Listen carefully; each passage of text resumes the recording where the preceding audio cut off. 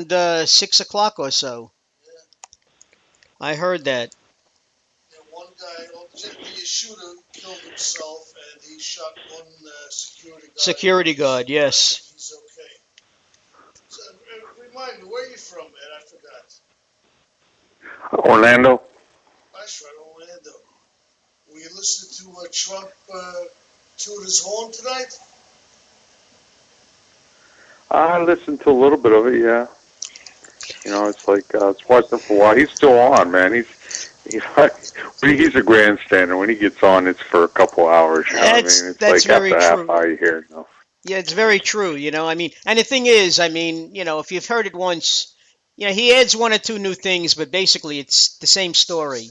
You Now, know. now they had a poll in Yeah, it's Florida. just cool. They had a poll in I mean, Florida. he likes the popularity. He's a very He's a, outspoken, out like guy. And one thing I'll say about Trump, he is not politically correct. I kind of like that about him. I think that's why so Americans are many. starting to like it. We're Well, so tired of the political correctness. I Ed, mean, they're, I happened to be in a doctor's office the other day, and I was talking to a gentleman who I would assume is my age. I'm 66. Okay, well, actually, I'm so close to 67, but we were talking about Trump, and I happen to say to him the reason that Trump is resonating is because he's saying things that people are feeling. He says nothing is going to get done in Washington. He said they're all politicians, and all they do is pontificate. All they do is talk. You know, uh, you've got a Republican Senate and a Republican House of Representatives, which is like any party's dream. You talk about passing legislation for the good of the American people. Let's be honest. The only Democratic part of government now is the executive branch, and they can't get anything done in the 2 years that they've been, or at least a year and a half. They haven't passed anything. Okay, and people are really they're frustrated, and he is picking up on that frustration, and he's taking it all the way to the bank. This is why other people will be losing. In Rick Perry, Santorum. But he's picking up momentum. yeah, he tells it kind of like the people want to hear it.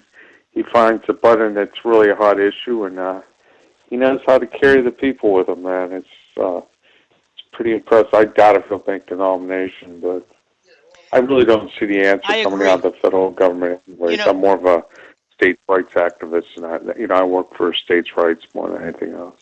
what do you think of him on the polls in Florida, beating out Rubio and Jeb? Well, Rubio and Jeb are pretty much the establishment guys. Those are the two guys that the establishment wants in there. The first choice, of course, is going to be Jeb, because Jeb's family is the heart and the soul of the established Republicans. And then B, Rubio, the junior senator from the former governor's state, is kind of a little darling to them, too. So they got him pretty much under like a little puppet guy walking but around. if they, Just in case if Jeb falls, if Jeb falls, Rubio's in. but what the problem with Rubio is, though, if the Republicans go so far as to give the nomination, which I doubt, to Rubio, they would be they would be doing the same thing that they accuse the Democrats of when the Democrats nominated Obama. He was a one-term senator. They said he had no foreign affairs experience. Okay, he was a community organizer. The bottom line is Rubio is a one-term senator. Okay, now Rubio might be good as a vice president on the ticket because he represents the conservative part of the party. He represents the young Republicans. Okay, he's a Latino, okay, and they're if they have any hope of gaining the White House again, they have to appeal to you know the Latin vote because That's the fastest growing voting bloc. Yeah, he is pretty similar to Obama in a way, but if he proves himself, if he gets through the thing, and he's neck and neck and way ahead of Jeb Bush, and the people like him, I think the establishment will back him rather than Trump, and he might have a good shot at making it. I wouldn't count him out. He is a pretty, he's a pretty establishment guy that I think will carry the water pretty good for him, just like Obama carried the water for him. There's really not much difference. They're all federalists. They're all for big government federalists. The anti-federalists are states' rights people. We got to get back in there and downsize D.C.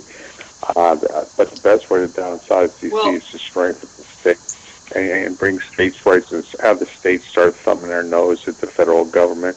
And a lot of states are doing that in many ways right now. Well, when you talk about states' rights people, you're talking about Rand Paul, you're talking about Ted Cruz, you're talking about Rick Perry, you're talking about your libertarian, your Southerners, Yeah, well, a lot of Americans. There's a lot of Americans involved in the movement. The 10th Amendment Center, if you want to go there, there's tons of different information out there. The people that are the grassroots people campaigning for medical marijuana and legalized marijuana, state by state. People campaigning saying we're not going to allow no federal gun laws in our state. We're going to have open carry, state by state. The states taken back, thumbing their nose at the federal government, and then eventually starting their own competing currencies again like they had at one time. So we're no longer locked into the Federal Reserve note. Yeah, but that's a lot of the states people, and there's a lot of people in different states are already bartering in many different ways, from Bitcoin to trading cannabis and different things like that. So, we're talking about decentralization of power, and that's the United States has been fought on that premise since Hamilton and Jefferson, who hated each other. And it was one was for the big, super powerful central government, other ones for the decentralized states' rights, allow the farming and the people to rule themselves. Well, Ed, you sound like somebody who knows his history. If you go back to the Greek city-states, that was the downfall of Greece. That every state had a king. Every state had its own money, okay? In fact, that's why Greece... That really wasn't the downfall. That wasn't the downfall of Greece. Greece kind of, there was a lot of things that about the downfall of Greece, and it wasn't as cut and dry as what we have in the United States today. They still had, slavery throughout then, and the Persian Empire, they're fighting a lot of other empires, and, Macedonia got on the ride. Alexander the Great gave rise. He was trained by Aristotle. If you get into the aspect, it's not just one little thing like that. You can't even compare the ancient world to today's world. It's not even a comparison. What we're fighting for is to maintain the sovereignty and the individual citizens of the United States of America under the Bill of Rights and the Constitution. And basically, we have our rights, the states' rights, and we did. America grew up with competing currencies and different banks and local, because the states know what they need. They'd lend seeds to the farmer. This farmer would pay them back in some crop. There was a lot of different bartering. Wasn't that, it was gold and silver competing. Oh, very true. It's a whole different concept of centralized. You're so conditioned to centralized banking, it would be hard for you to picture decentralized banking. Yeah, but do you really think we could go back to a gold standard right now, the way... Well, I'm not. Oh, well, no, I think we'd go back to more of a states' right bartering type system or whatever works. And there's a lot of that going on that you don't even realize, and you're just so captivated and captured by the Federal Reserve note that you think that's all there can be. But there's many, many other people that are already trading in different ways and venues, and we see beyond that. Interesting. Well, I know Felix works on the barter system. He's been promising me for a long time that I was going to get a raise, and I haven't seen it yet, I come over here and I have to make my own coffee and coffee for him. You But know, I I mean, what provide do the I get co- for I it? What do I provide the get co- for it? You get the coffee. I Oh, provide the all coffee. I right. pay Well, for he it. gets the coffee. That's pretty good. That's Yeah, true. That's That's true. a part of the system right there. One guy brings it, the other guy makes it. You know, exactly. There's that's nothing what wrong with That's that's that. part of part it. of You know, my and part of my that, that's being an that's where we intern. need to go. You know, Ed, I'm going to take 5 minutes because I have to do my diabetic numbers. So I apologize, but I'm going to let you talk to Felix for a No while. problem. Yeah. Besides, All right, technically, this is his show, so let him earn his keep. Okay. I hear you. Turn yourself off. I did. Okay. No, but there's got to be some middle ground in this. You know, the Constitution Well, was. the middle ground would be that the federal government really start downsizing itself. It's gotten so huge and so monstrous, and start cutting back on and another middle ground would be actually to get rid of the production tax, get rid of the income tax, and bring on a fair tax or a consumption tax.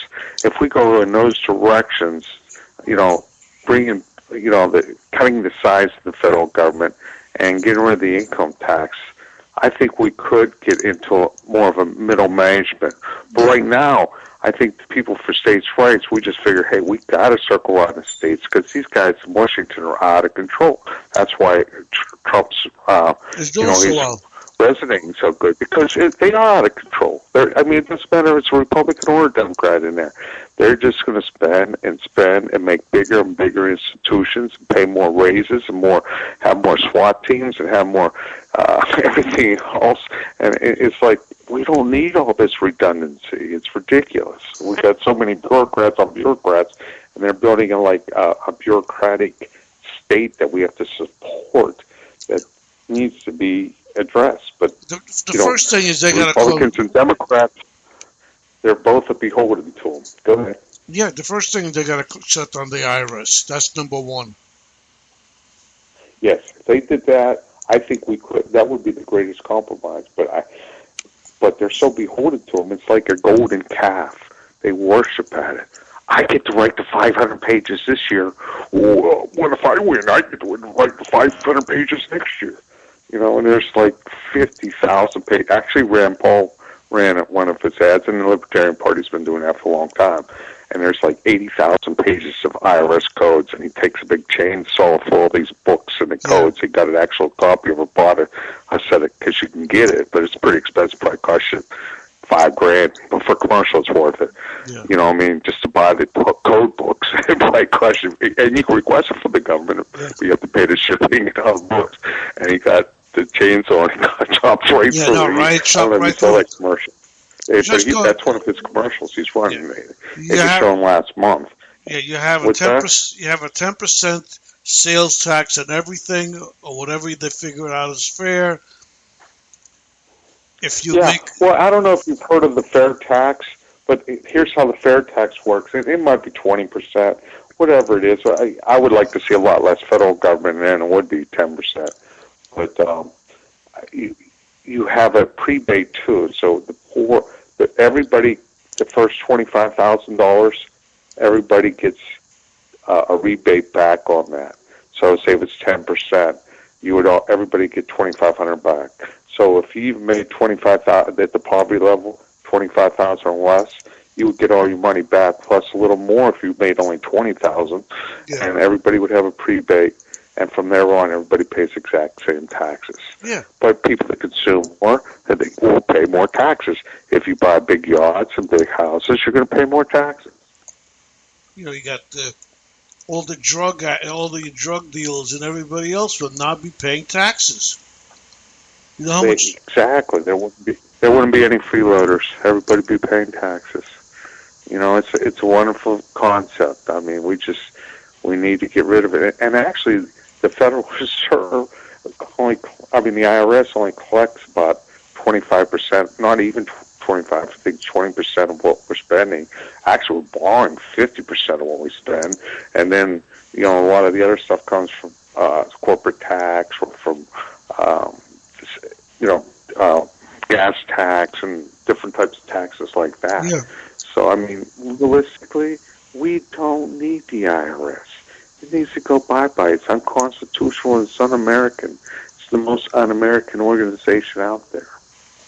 They're scary. They really are. People are afraid of them.